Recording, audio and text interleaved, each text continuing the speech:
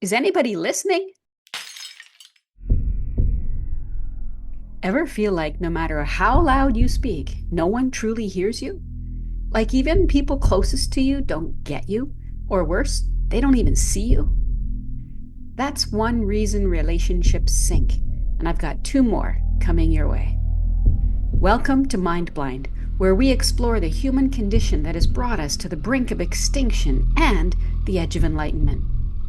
In today's episode, we'll uncover why we feel unseen in relationships and how the mind's dreaming blinds us to reality and what it takes to wake up and truly connect.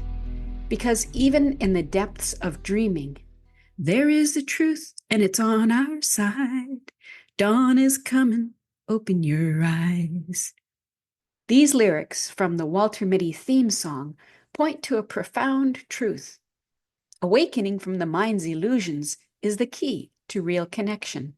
We can learn a lot from the secret life of Walter Mitty. Walter's relationships faltered and one nearly failed to launch because he wasn't present for the opportunities unfolding in reality. Instead, Walter was lost in the movie in the mind, caught in a fantasy world of imagined realities. And isn't that exactly what most of us do? We live in mental stories instead of the reality right in front of us. I won't spoil the movie if you haven't seen it, but his dreaming journey and behavior vividly, powerfully, and poignantly portray the universal human condition. This theme is echoed in Coldplay's song, Paradise. When she was just a girl, she expected the world, but it flew away from her reach. So she ran away in her sleep and dreamed of paradise, paradise, every time she closed her eyes. We retreat into mental movies, just like the girl in the song, escaping into fantasies of what could be instead of living what is. She closed her eyes and turned away from reality. That turning away is crucial to dreaming and to suffering. It's really hard, impossible actually, to live the imaginary while actively looking at and recognizing reality. The wild thing about humans in the unconscious state is that we can have our eyes wide open and still not see the reality right before us. We can be so absorbed in the movie in the mind that reality and other people and what they're saying fades into the background. How and why does this happen? Two reasons. Number one, the movie in the mind arises within reality. The imaginary and the real are simultaneously present so long as the mental dream plays. It's the dream that comes and goes, not the reality. That's a clue. Number two is that people are unaware of the immense power of their attention. And when we unknowingly focus and concentrate our power of attention on the mind, that makes the movie so loud and vivid that it nearly drowns out reality. Doing this, we mistake the mind's illusions for reality. And that's when misunderstandings happen and mistakes are made. Acting out a dream on reality leads to inappropriate words and actions, which we often later regret. But in the moment, it feels justified. We say, this is real, this is true, and I'm right to speak, feel, and to act this way. But you're not, in reality. You're just suffering needlessly and potentially causing suffering needlessly. This is why waking up and always knowing the difference between the mind and reality is so crucial. Dreaming literally blinds us to what's real. Instead of seeing and hearing reality, we see the mind's illusory images. We hear its thoughts and stories and feel those emotions. When dreaming, people are blind to the fact that the mind exists and that it's not real. I call this being mind blind. Sometimes we use the mind's movies as an escape, like the girl in Paradise, to retreat into a better fantasy story in our minds. But of course, that escape is always temporary. Eventually, we all have to return to reality. But far more often, we don't try to escape reality. We replace it with painful imagined stories and don't know we've done that. And we call that illusion reality. And so we think we're trying to escape reality. But you can't, and you're not. You're trying to escape dreaming, but you don't know it. This is why reality is so much kinder than the mind. An example of this is our reality lover member Bonnie, who was diagnosed with emphysema in 2018, given 5 years to live, and put on oxygen for the first time. When she joined, she was suffering the mind and the imaginary story. It's not the circumstances that make you sad. It's the thoughts. It's also the circumstance. She picked up the oxygen tube and swung it. I want to be free of this leash. Yes. I want to travel. Yes. I want to enjoy. After some great work waking up, realizing it wasn't a leash, but a lifeline. I've come like leaps and bounds from where I was, though, so I thank you for that. I mean, I'm putting makeup on and feeling pretty good. This is now an accessory, like a necklace.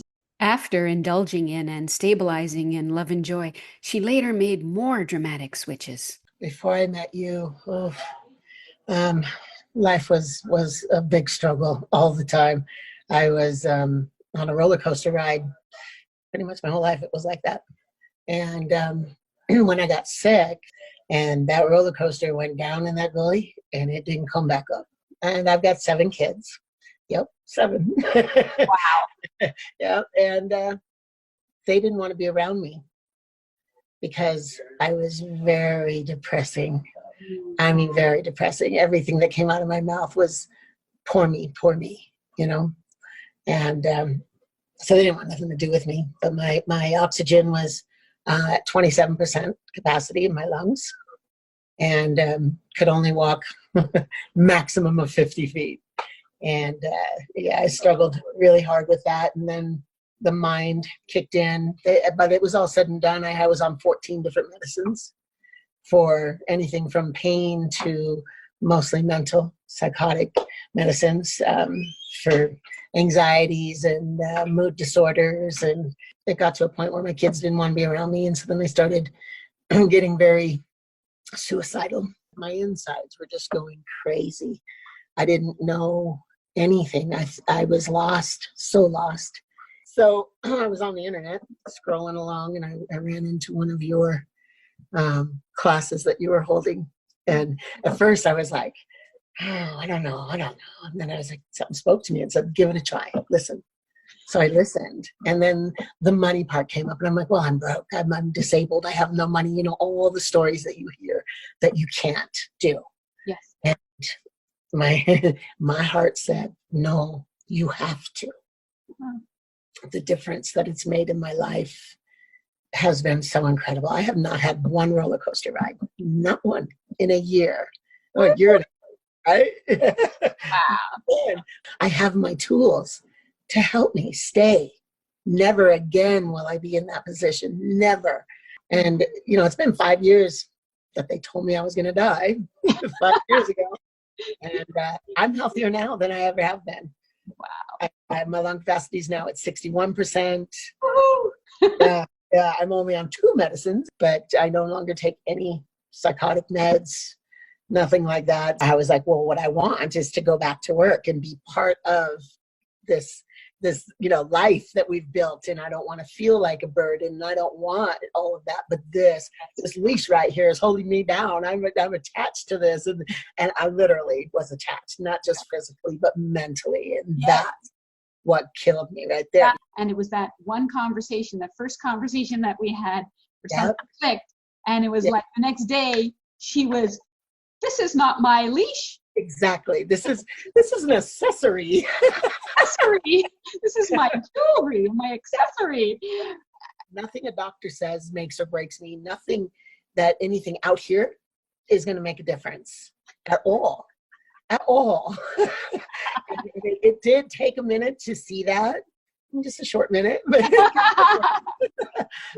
But now I actually did go back to work. Man, it was the best thing. And I am experiencing so much love and joy on a daily basis out in nature. It's wonderful. I'm just a completely different place than I was a year ago.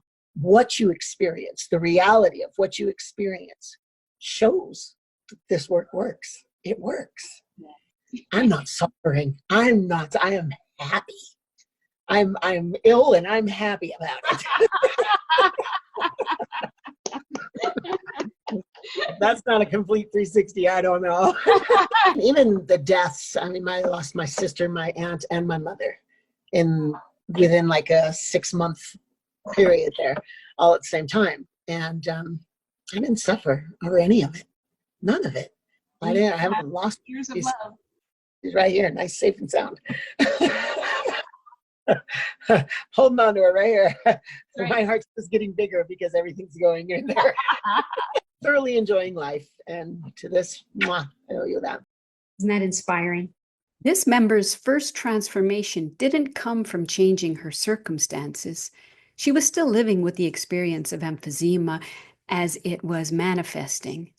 What first changed was her relationship with the stories in her mind.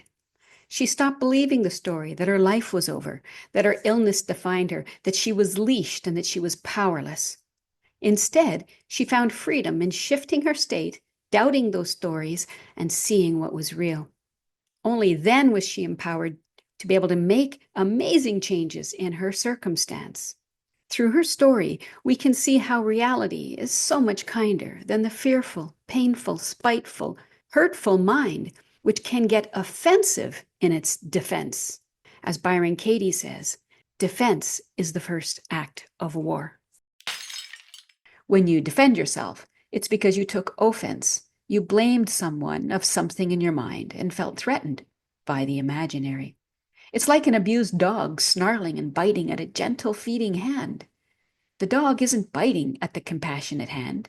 It's biting at the fear in its mind. Just like that dog, we lash out at the world, not because of reality, but because of the lived stories in our minds. This brings us to the first reason relationships sink. Just like Walter, we live secret mental lives, acting on them, projecting stories onto others, and expecting them to know and understand. But they can't. Nobody else can access the private movie in your mind, not even your closest loved ones. The second reason is neediness masquerading as love. As a society, we've bought into the story that we need another person to make us feel loved and happy. But this isn't love. It's dependency. And dependency creates endless, unspoken rules about how others must behave for us to feel okay. And when those rules inevitably aren't met, we withdraw love or play the mental movie of being unloved or unlovable. Sound familiar? In summary, dreaming makes us blind to reality, to others, and to ourselves. We mistake the mind's story for truth, and we suffer because of it. This is why waking up matters, not just for you, but for your loved ones and for humanity. The cost of unconsciousness is just too high. We risk only ever dreaming of paradise, rather than actually living in paradise. My question for you is, what would it take for you to wake up from the movie in the mind and see yourself and others and reality clearly? If that sounds like a journey worth taking, join me on my upcoming Secrets of the Sages Conscious Awakening webinar. And because this is so important to me, as a gift, you'll receive a guided inner peace on-demand audio download to help you along the way. Sound good? Visit secretsofthesages.com. One more thing. As long as we're lost in the movie in the mind, we mistake the stories it tells us for who we are. But what happens when you start to doubt the story? Up next, listen to what happened to me and the voice in the head in the woods.